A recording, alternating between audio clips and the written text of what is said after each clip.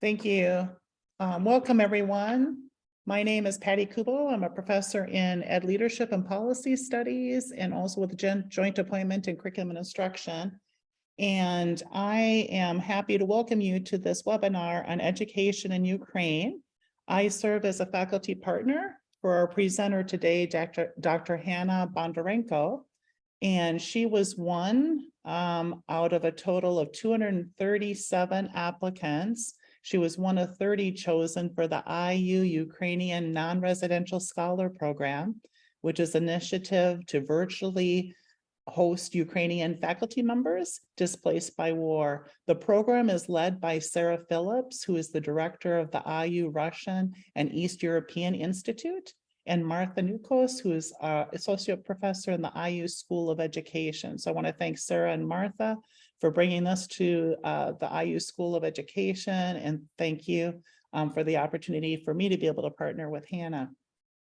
I would also like to thank our Dean of the IU School of Education, Dean Stacy Maroney, who has helped with the funding and sponsorship of the scholar from Hanna from IU School of Ed. So I want to thank her certainly for making this possible, as well as for Mariah Pohl, who's a doctoral student in curriculum and instruction, who is serving as one of our facilitators for today's session, along with Jason Curlin, who is a doctoral student in Ed Leadership and Policy Studies.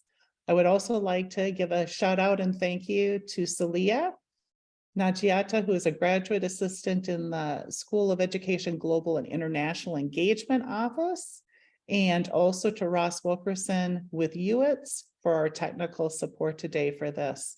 I would also like to thank Sam Mills, who has done an excellent job for us with the webinar advertising across campus, etc.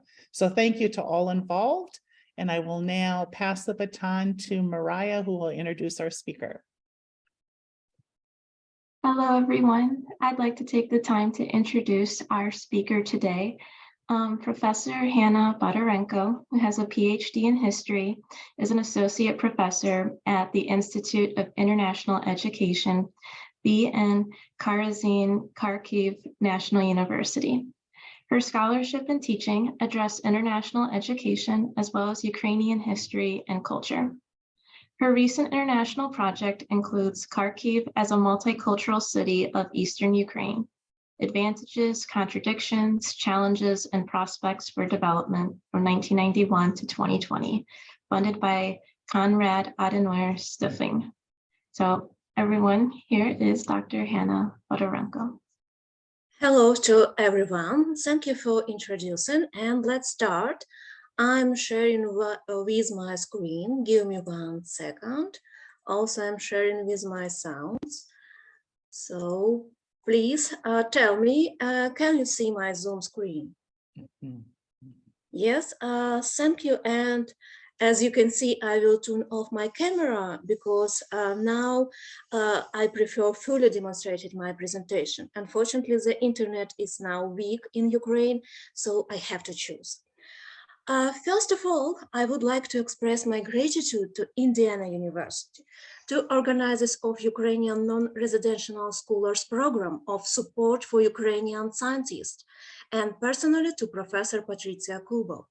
Thank you all to those interested who came to the meeting today. My name is Hanna Bondarenko. I'm in Kharkiv, a frontline city. The border with Russia is only 18 miles away from me.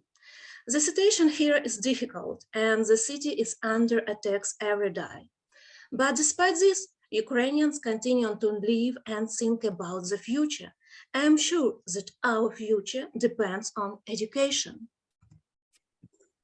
So let's speak about school education or K-12. A few words about the spring semester, which turned out to be the most difficult for the school and entire education system. When the full-scale Russian invasion of Ukraine began on February 24th, all life came standstill. Holidays were announced for kindergarten, schools, and all higher education institutions. Millions of people left their cities, millions moved to Europe, and millions moved to basements and shelters. Often there was not only the internet, but also there were no electricity, water, gas, and food.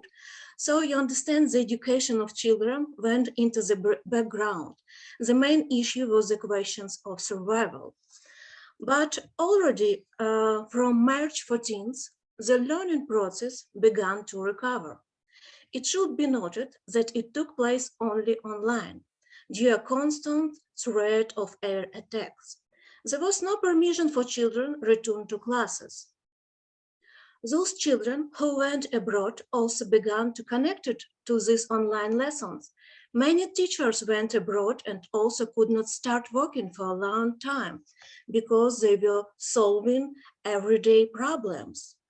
My son is the 4th grade, and today I will also share my impression as a mother. My son's teachers lived in the most affected part of city Kharkiv, so she could not start her lesson for a long time.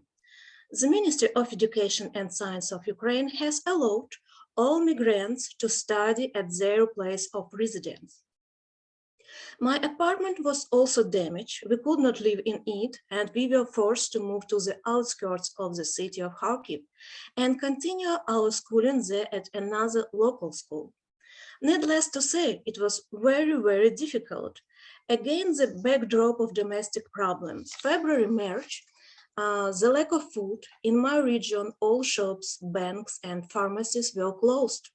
Adults solved these problems, but we also needed to find a school and a teacher who conducted online lessons on our own. It was also a huge stress for my child because bombing and howling of sirens were heard many times a day. And besides, it was necessary to start studying with a new, unfamiliar teacher whom the child had never seen in person. And pupils were unfamiliar with each other because many, like my child, were refugees from Kharkiv and the classes were mixed. You understand, new teacher and usual task, not like our teacher gave, different textbooks. For elementary school we have a new program called New Ukrainian School for the 4th year. But within the framework of the program, in the same subject, there can be 5 different textbooks by different authors. And imagine this situation in the middle of March, when you have to stand in line for several hours to buy groceries, to receive humanitarian aid, you have to spend another half a day searching for textbook or workbooks on the internet if you have so. Sometimes friends helped. For example, one of my friends moved to Poland, and so I asked her from Kharkiv to take pictures of the math workbook and send it to me by email. This workbook is not on the internet. It was impossible to buy in the Kharkiv since all the shops were closed. It was also impossible to order delivery because in March there were no delivery to our region due to the sharing. And so the child was given a task for tomorrow in a workbook, but where I could get this workbook. The same situation, for example, was with the English workbook. When my colleague was tutoring children in English, and imagine, and while she in Belgium, she asked a student who was in Western Ukraine to send photos of this English workbook to me. At the time at school, for example, they were asked to make a drawing using paints or coloring pens. But when we left our home, we could not take a lot of things. And in March, we didn't have any pens, coloring pens. As I said, there was nowhere to buy them. And to go to our apartment was really dangerous due to sharing. Therefore, I had to ask to borrow these coloring pens from our new neighbors. Therefore, the process of restoring and continuing the education of children in March, April fell completely on the shoulders of the parents, who had to look for school, teachers, textbook, and materials for normal continuation of their children's studies. At the same time, to solve everyday problems with finding housing, food, and sometimes job. Since in February, many lost not only their homes, but also their jobs. Many enterprises did not pay salaries to their employees, so it was a very difficult period. My husband and I did not receive a salary all spring. Of course, in April, grocery stores, stationery stores, and other stores reopened in our region, and in Kharkiv, delivery service started working, and then we were able to buy or order in things we needed. But this is my story, yes, how we solved the problem with connecting education. And many parents were unable to reconcile these problems with schooling. So the Ministry of Education assessments that about 100,000 children never start school in the spring semester and miss entire semester. Many parents, mostly mothers who went abroad, were also unable to return their children to education. Although already starting from April, May, Ukrainian children, refugees in European states, were required to attend local schools. Often special Ukrainian classes were created since a lot of teachers and children left, and it was possible to complete this. Of course, I'm not talking about the territories of Ukraine that were occupied, where Ukrainian school education has completely ceased. As for kindergartens, they were completely closed throughout the country and did not work until the summer. No one could take on such a responsibility. Now kindergartners have been working in Western Ukraine since the summer, but not all of them. Only those who have suitable shelters, basements, continue on work. And also it is very difficult to get into these kindergartens since Western Ukraine is now overpopulated with refugees from Eastern Ukraine. And there are a lot of children there and there are not enough place. In order for a child to be admitted for this kindergarten, it is necessary to provide certificates that both parents work all day and cannot take care of the child. But even then, there is a selection, again, due to a lack of place. The new school year in school began this year according to the schedule on September 1st. It should be said that in the western region of Ukraine, it began in the offline format. That is, school that could provide the necessary shelter for the children began to work as usual. It means the children returned to their desk. Or our eastern region, due to the incessant shelling, the training has started only online. According to official data provided by the Ministry of Education and Science of Ukraine, you can see about 16% of preschool age children are covered with learning in preschool institutions. About 13,000 general secondary education institutions have started the educational process. You can see it's different format. In face-to-face, it means in the classrooms, about 2,500 schools. In distance format, it means online, yes, about 7,000 schools, but you can see the number of pupils, it's the highest number, yes, the highest number of pupils should work online. Also, we have, it's named blend or mixed format, yes, sometimes online, sometimes face-to-face. But already even in western region of Ukraine, after October 10th, after the massive shelling of all cities of Ukraine, schools were transferred only to online education, for some time due to the high risk for children. And now, depending on the region, local authorities decide to return to class. Now, the main problem in K-12 is the fact that so-called rolling schedule blackouts have now been introduced. The light is turned off for 3 to 6 hours, sometimes 8 hours a day, and it's every day.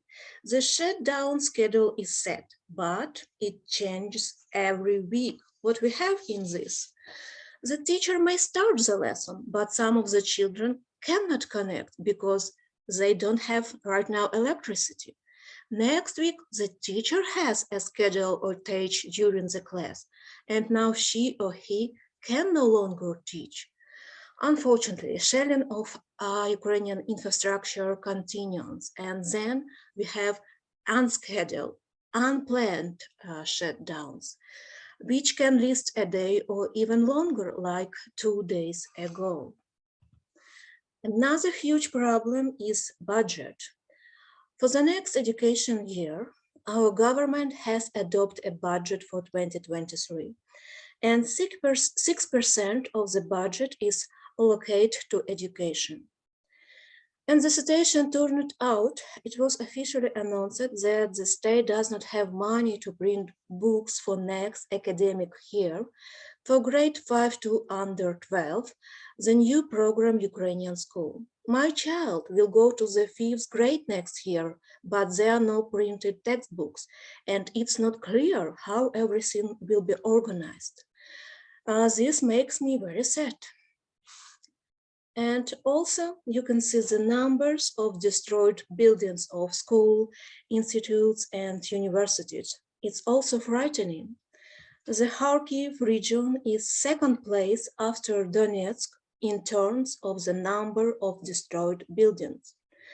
So here the big question is, where will Ukrainian children study when the war is over? On the screen, you can see schools in city Kharkiv. So it's really a huge problem. Some of Ukrainian children are now refugees and live abroad. From September, all over Europe, children must go to the local schools with teaching in the local language, Polish, Czech, German, etc. Of course, it's extremely difficult for children to learn subject not in their native language, yes, which they have not studied before. In addition, many parents understand that they will return to Ukraine, and therefore, at the same time, they continue to study in Ukrainian school online. In the first months of the new academic year, September, October, many try to combine offline school in Ukraine with an online Ukrainian school, but failed, because it turned out to be very difficult for children and their parents to complete all the tasks and have time to learn the local language.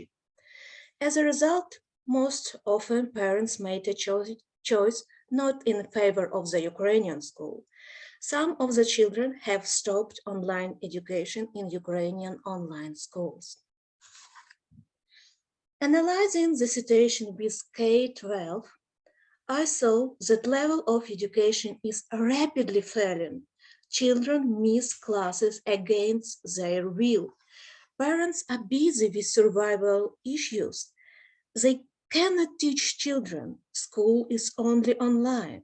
If the child did not have time or did not understand something, then a little chance of catching up. And education in many ways, instead of the concern of the state, becomes the concern of parents. If parents hired tutors, found time to do homework with the child, I'm talking now about elementary school. So then they provide at least some level of education to their child, at least some chance. Among other things, you need to provide your child with your gadget, yes, with the internet. You need to provide a separate room where the whole family will not make noise. And many refugees live with 2 or 3 different families in one room, and with them children from different ages, and all of them have online classes at the same time. Imagine when the voices of different teachers and the voices of different children are heard from the speakers. How can this child concentrate? How can understand something and learn something? Yes, it's not easy, and I felt it as a mother. The situation when you are at home with a child all day long, you need to do your job, you need to deal with household issues, but you also need to help the child deal with the topic, do crafts. They used to do it in class last year, right? Now, every day I sculpt something, glue, knit, make origamis with a child. However, there are also positive moments in K-12 that give hope. For example, the Ministry of Education, volunteers, teachers are developing many online platforms, online channels that are aimed at helping teachers, children, and parents in mastering school programs and tracing the level of education, and it is free. It also worth nothing that despite all the problems, Ukraine has a good, accessible, and relative, sometimes inexpensive internet. In order to connect it to online classes, parents have many opportunities, almost all segments of the population of Ukraine. Even where there is no light, no more 2 hours, mobile internet works, and sometimes works good. As I said, I'm a teacher and I work in higher education. So let's talk about higher education. According to the data of our Ministry of Education and Science, you see the figures, how many higher education institutions were damaged, how many were completely destroyed. Also, as of October, more than 141,000 persons were enrolled in higher education institutes. I work at one of the oldest university in Ukraine, the biggest and the best university in Eastern Ukraine. My university is Karazin Kharkiv National University. And it's very symbolic that we have gathered today. After all, today is a holiday, the day of my university. Today it's 218 years old. It was founded in 1804. On the photo, you can see the celebration of 215th anniversary, when the monument to the founder of University, Vasil Karazin, was dressed into the mantle of the university honorary doctor. It should also be noted that many universities left Kharkiv, were evacuated, but our university remains in the frontline city to be a stronghold of education and culture in difficult wartime. So do I. I teach the history of Ukraine, Ukrainian culture, the history of Kharkiv region for international students. Our university had the largest number of international students in Ukraine. You can see about 5,000 people. The university was, and I hope will be, a platform for multicultural conversation, a place for interaction of cultures, and of course, for the development of Ukrainian culture. I not only conducted classes with students, I also conducted researches and surveys, tried to find out how international students adapt and integrate into Ukrainian culture, how they perceive the city of Kharkiv and city symbols. In addition, I organized various student circles. In our free time, you can see we went to the museums, theaters, art galleries, and cafes in the city of Kharkiv, because we need to see, feel, and understand Ukrainian culture. I have also been doing researches on the history of international relations and international students at our university since 1991, and participate in the publication of collective monographs. I was an author of chapter dedicated to the international relations of our university and international students. If we talk about the numbers of students, Kharkiv is the second largest city in Ukraine. It also called like university city, city of students, because it's the first city in Ukraine in terms of number of higher educational institutions. In terms of the number of students, you can see 300,000 students studied in Kharkiv before the war. For example, before the quarantine, about 1,000 international students, a first year we take at the Faculty of Medicine. During quarantine, this figure dropped slightly to 900 freshman international students. But there are more than 20 faculties at our university, so you can feel the scale. On these slides, pictures, you can see online classes, yes, from 2020, 2021. I even celebrated with my students New Eve, yes, 2022 online. But unfortunately, the war has come, and I want to show you a short video for 2 minutes. This is what my university looked like before the war, and you see university buildings on this video too.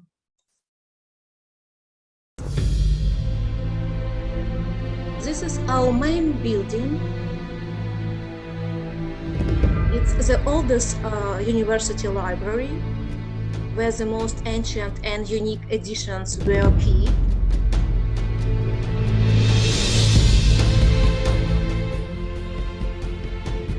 It's Museum of Nature of our university, the richest and again the oldest collection of nature in Ukraine.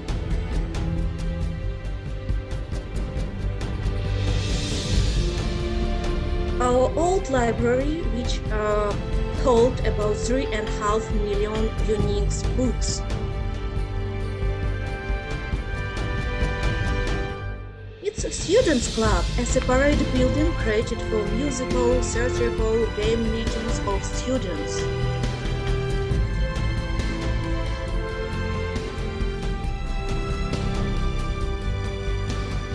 University Observatory, again one of the oldest observatories in Ukraine. The scientist Barabashov worked here, who was the first to create an atlas of the far side of the moon. The experimental center of our university, where the Tesla generator is located.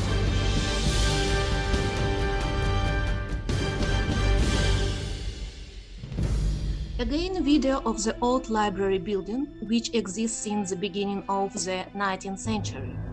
And this is our second large university building, which is called the North of Medical Building.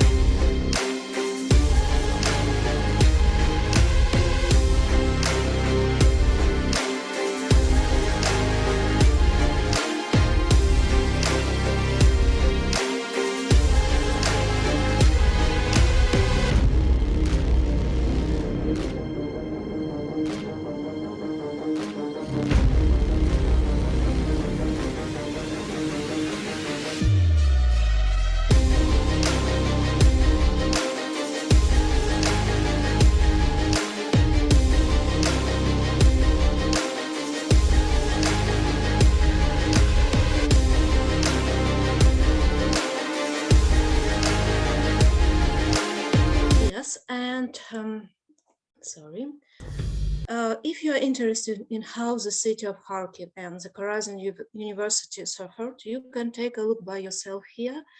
The US State Administrator Samantha Power and famous British actor Hugo Bonneville are talking in English, yes, in these videos, and I will send the link to the Zoom chat when I stop my presentation. Now all universities and institutes in Ukraine work only online, and the problems are similar to school education. First problems with electricity create difficulties for both teachers and students.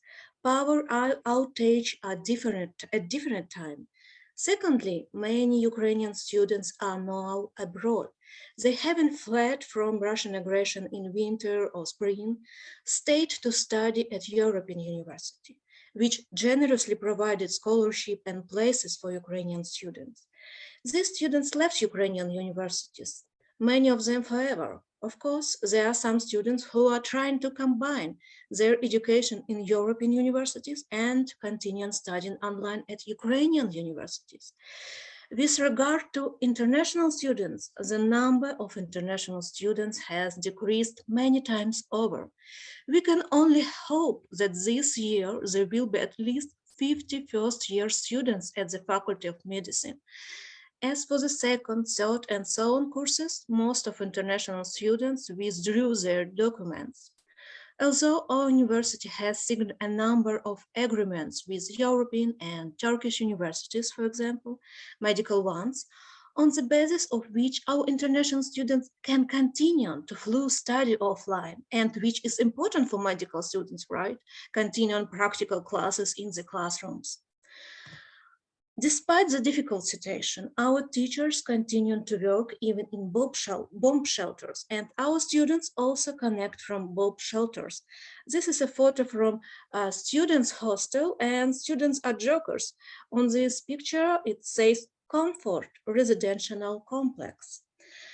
It is significant that the city of Kharkiv and throughout eastern Ukraine, Karazin University has become a place where Ukrainian culture continues to develop, even in the face of constant danger. Because meeting with Ukrainian writers, literary festivals, music events, meetings of modern Ukrainian musicians, pop, rap, and jazz group, different art exhibitions have been held in the cultural center of our university since April. Our teachers and scientists continue to do researches.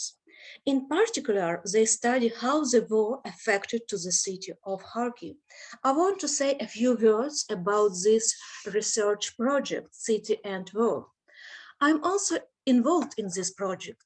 The project aims to reveal the expert opinions, scholars, employers of museums, libraries, archives, journalists, and so on destruction, preservation, and rethinking of urban culture heritage in Ukraine. The project is an open network mainly consisting of scholars and students of Ukrainian universities. They cooperate closely to develop new approaches to culture heritage and to ensure development of Ukraine.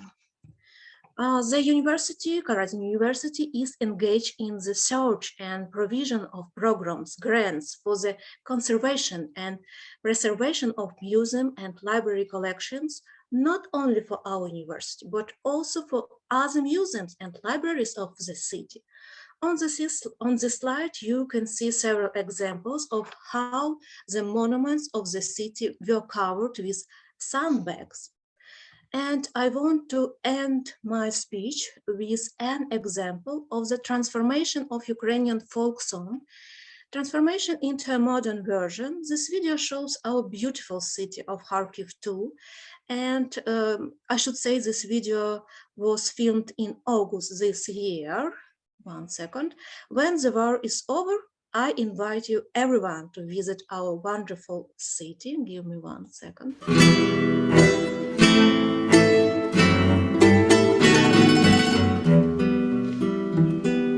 Again, you can see Karazin University campus, main building of our university.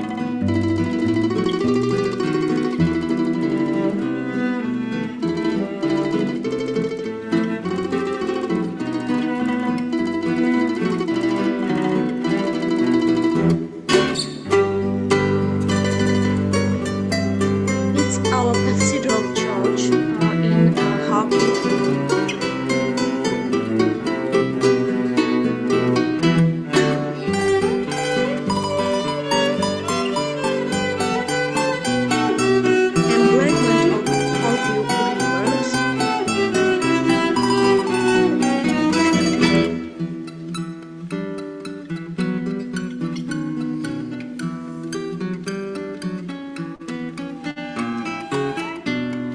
Center of our city.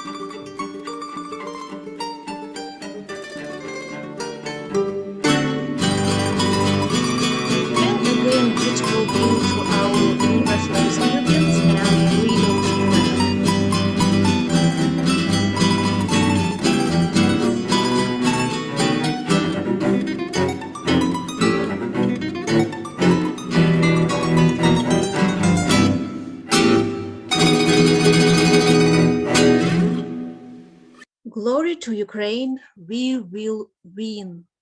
Thank you for your attention, and I stop my video, my presentation, and you can see me. So one more time again, thank you for your attention.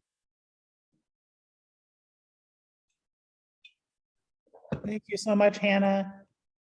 And we are now going to go into question and answer, and Mariah and Jason will help fill questions. So we ask the audience to please put your questions in the Q&A that you'll find at the bottom of your screen, and we will fill those.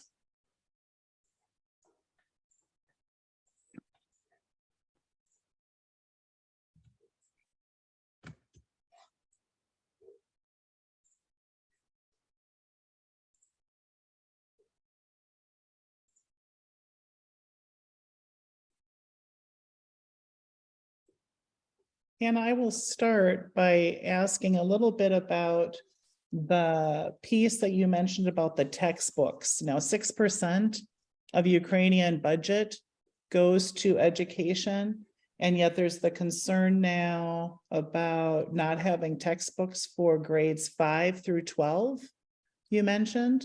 So I was wondering, what is the discourse, the discussion in Ukraine about how that's going to be addressed?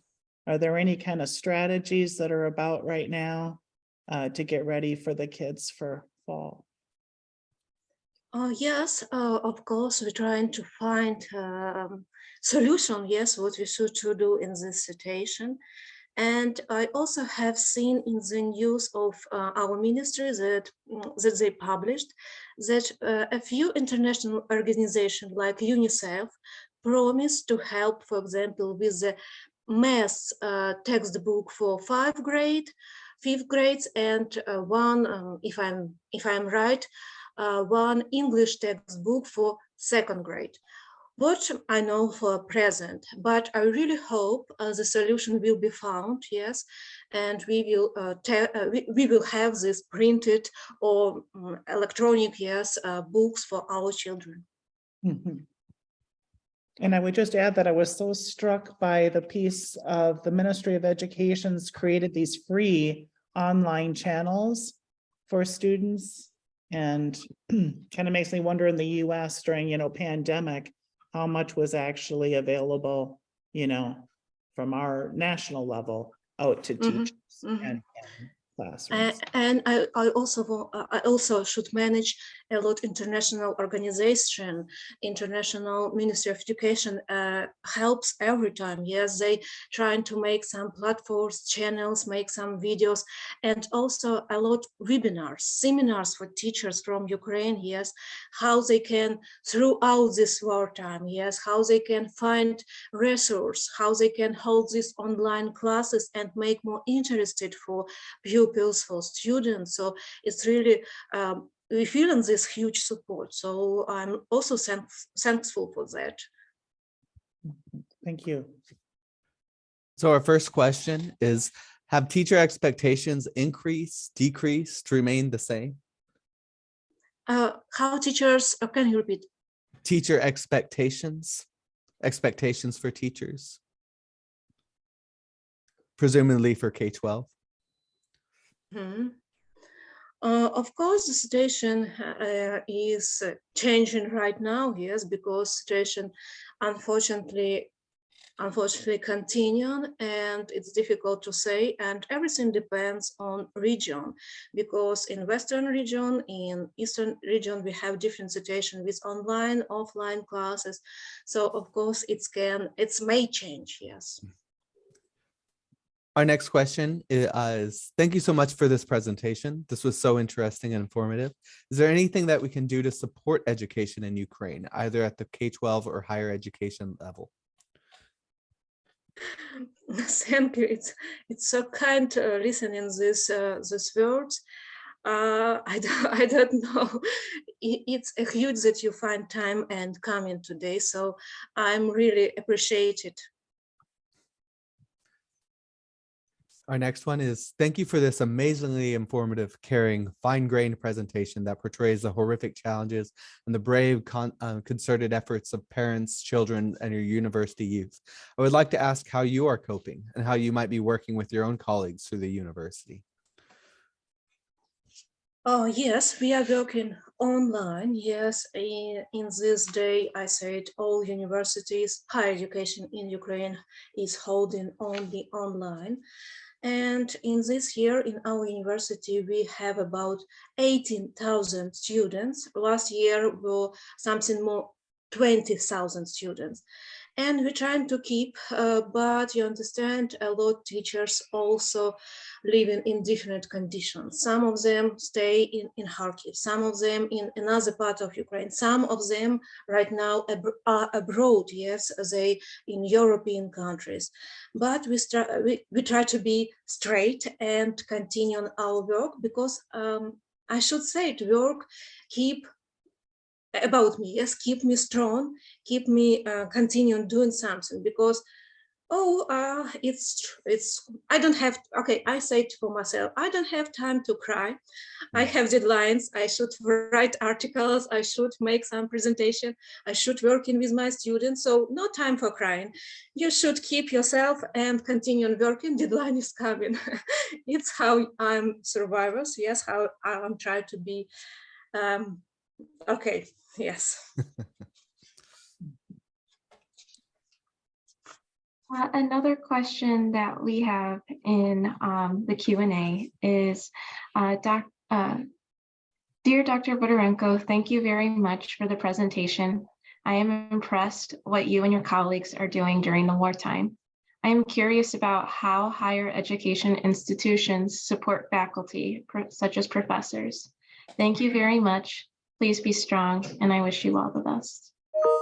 Thanks a lot, yes.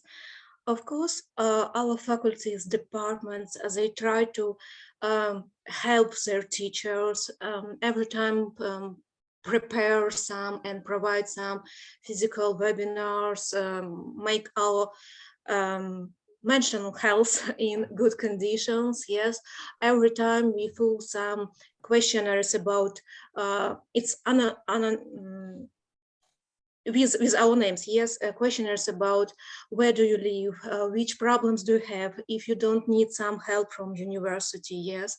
And we have some special volunteers organization of people who help teachers from Karazin University. So we also have this support from our employers.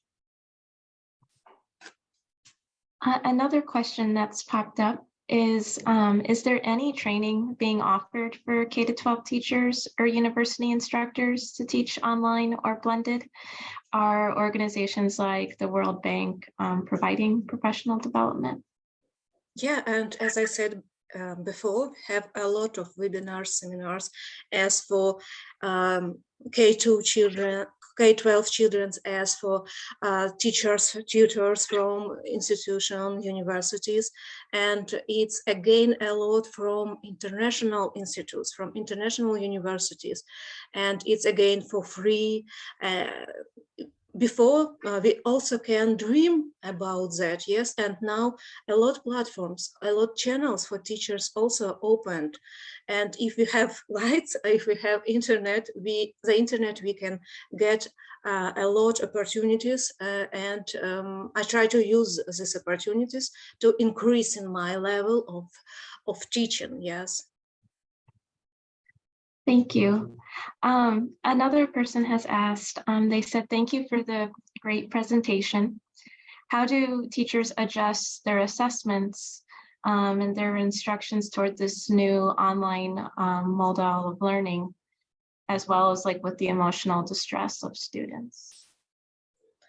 Actually, it's not so new for us, you know, quarantine, pandemic during 2020, 2021. So, and I think our students also feel comfortable about online classes. Yes, it's not something new for them, because if we speak about first year students, they have finished school 11th, 12th grade online, because they also know what is going on online classes, how manage with these online classes. If I'm asked, yes, if I understand right this question.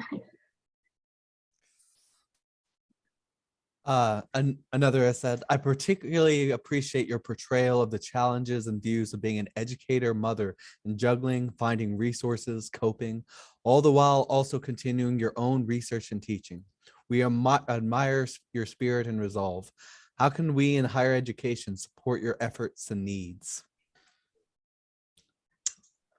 Yes, in higher education, we, for example, if you speak about our university, we have also free platforms for our students. It's called Moodle. Yes, it's also famous in European institutes.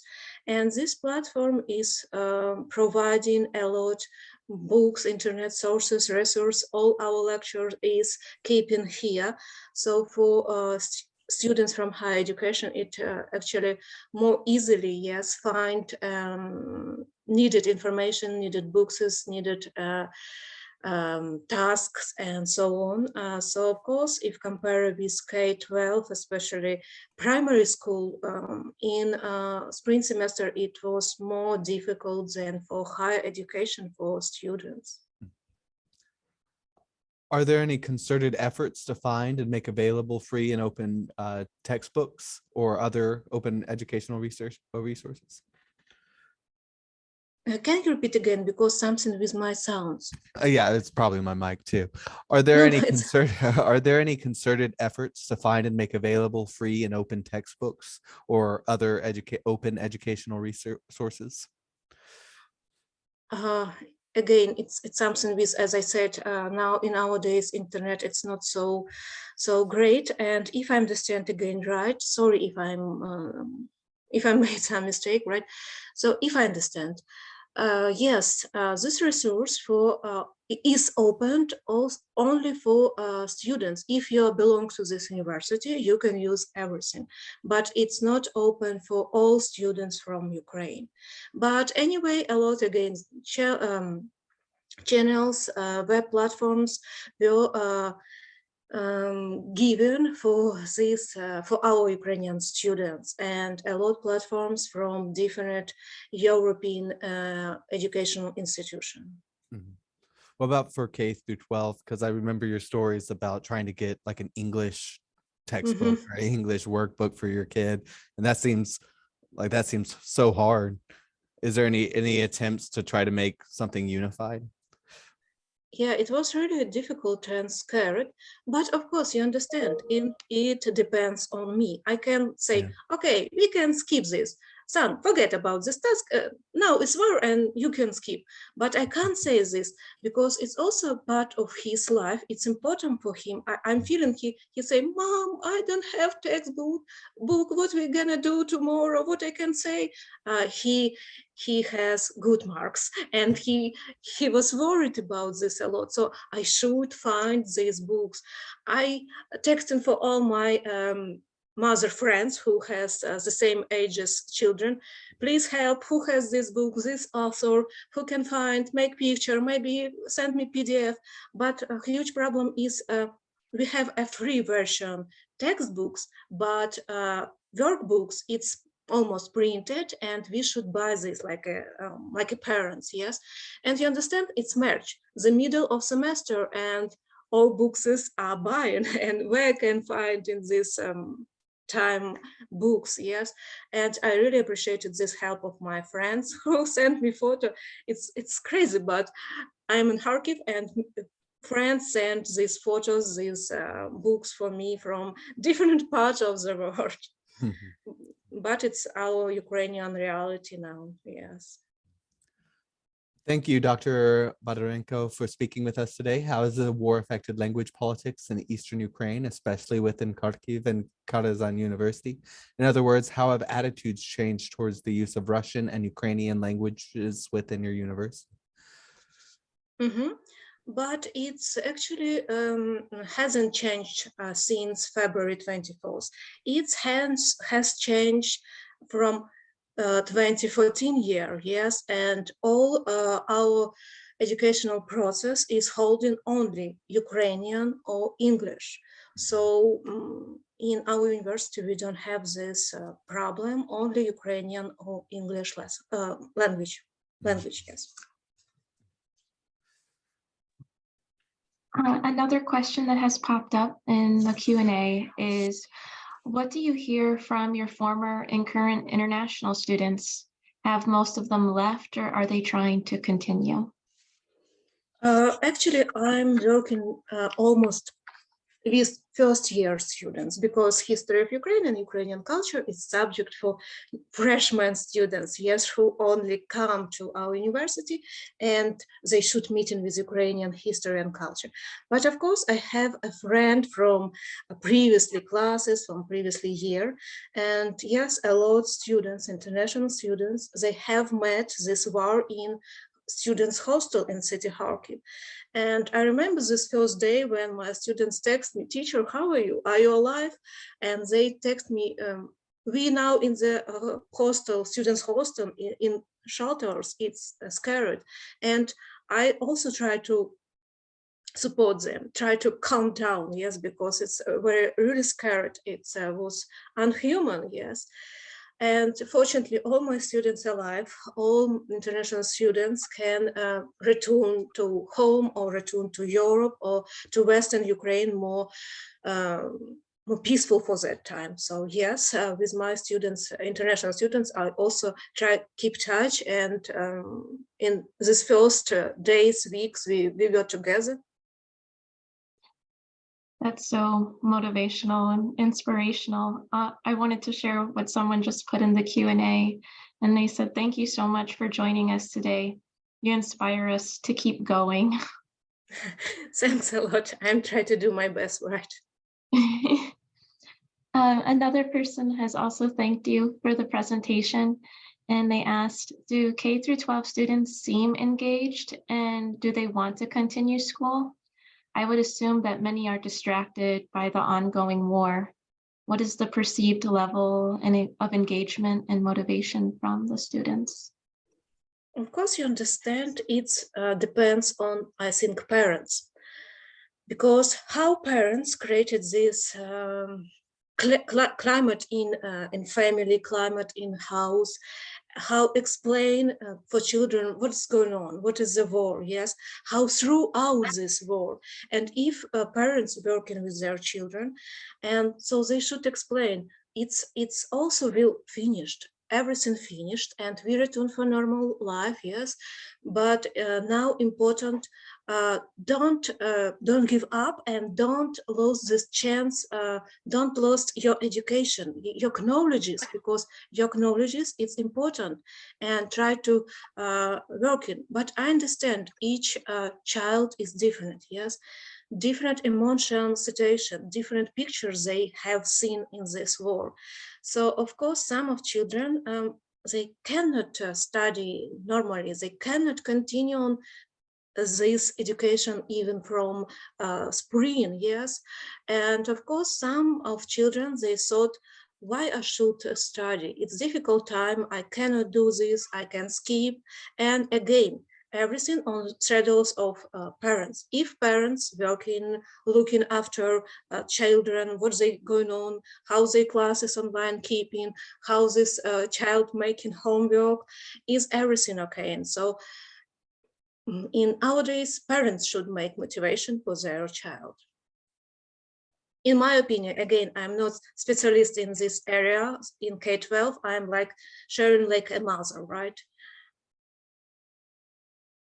Of course, a teacher, if speak about our school teacher, she also motivate children. She makes funny exercise, make funny classes, make comfortable classes, and try to forget this reality, try to connect it with knowledges, yes, working with these knowledges.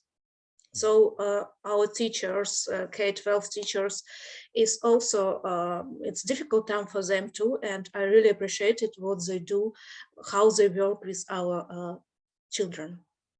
From what you were just saying, it sounds like school is the only thing, one of the only things where that's still normal for the students, even if it's in a Yes, virtual it's true. setting. It's true, and only online our children can speak in, because in again, all children from in different now position, in different cities, in different countries, and they have meeting only online and Zoom. And if you say how they missed each others, how they gathering, how they happy because they can see in the small screen, it's my neighbor, we sit together on this desk, it's my friend. And when it also was very funny situation when a teacher has some problem with internet and freezing, and students, school students, pupils begin making joking and making some fun. Teacher return, they sit in again. But I think these funny places also should be, because for example, my son in nearby, we don't have a lot of children his ages, and he missed alive children. He needed have conversation, games with real children. And of course, he missed about classes, about real classes with teachers, with his friends. And I hope it very soon finish, and our children return to classes, to normal life. They missed a lot about normal human relationship.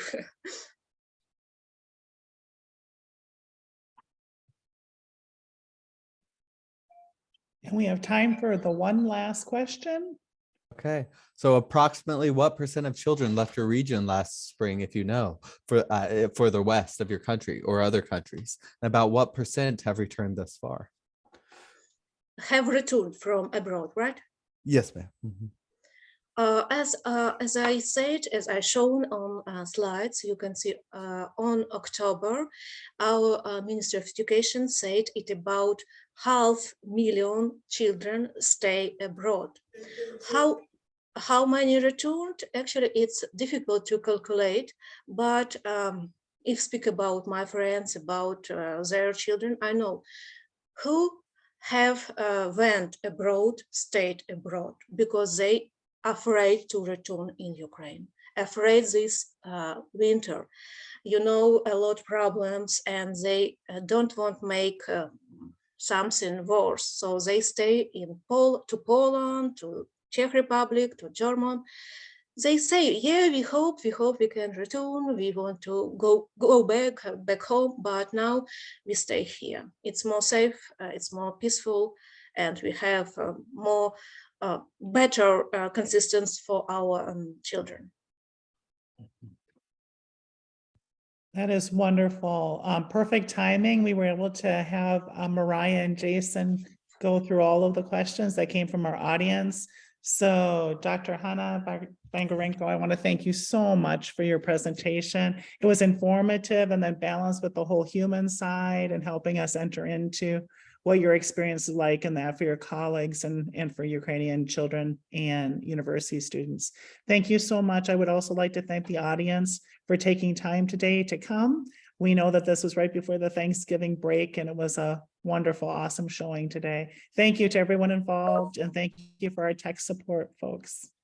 Take care. Thank you. Thank you for everyone. Thank you who came today, spent your time. I'm really appreciated for your interest, for Ukrainian, for Ukrainian education. Thank you a lot.